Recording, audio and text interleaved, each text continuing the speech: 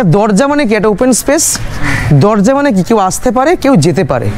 তাহলে এমন কোনো এলিমেন্ট ওই দরজার সামনে এসে ব্যালকনিতে দাঁড়াবে যেখান থেকে ছবি হতে পারে, বা অথবা পুরো একটা বদ্ধ জায়গায় একটা খোলা জায়গা, একটা পোর্শন খোলা জায়গা। মনে কর একটা বিশাল বড় ঘর, পুরো দেওয়ালটা মনে কর বন্ধ, একটা ছোট্ট হোল আছে যেখান থেকে লাইট ঢুকছে, তো ওটা আমাদের পয়েন্ট অফ ইন্টারেস্ট হয় না? যেমন পিনহোল ক্যামেরায় বদ্ধ দরজা, একটা ছিদ্র যেখান থেকে লাইট ঢুকছে, ওটা আমাদের মেন পয়েন্ট অফ ইন্টারেস্ট ছিল। কাইন্ড অফ দিস এখানেও।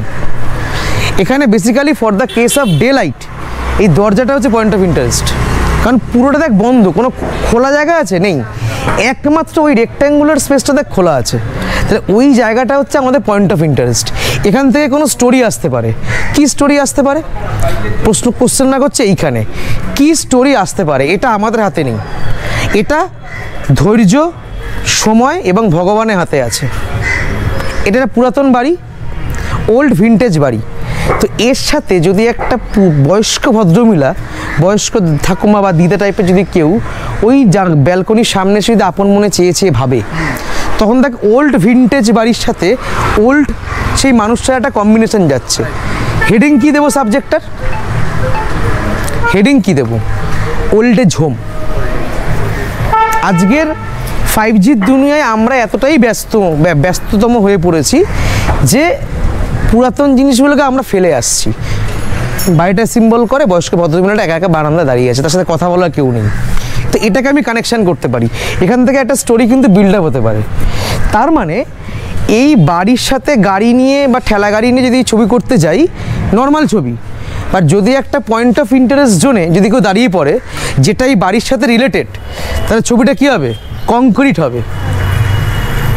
বুঝতে পারলি?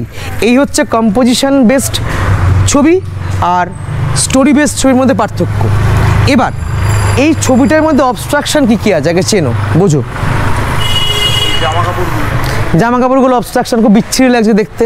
তুমি তো বাড়ির লোককে গিয়ে বলতে পারবে না, কাকু আপনি জামাটা সরান, আমি ছবি তুলবো, পারবে না।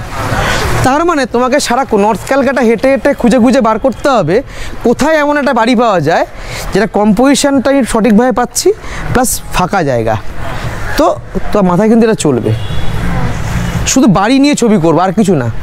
দেখবি বেনারসে কিছু কিছু আর্টিস্ট থাকে যারা বেনারসে ঘাট নিয়ে ছবি করে, তারা 2 বছর 3 বছর খাটাখাটনির পরে 30টা ছবি তার বেরোলো।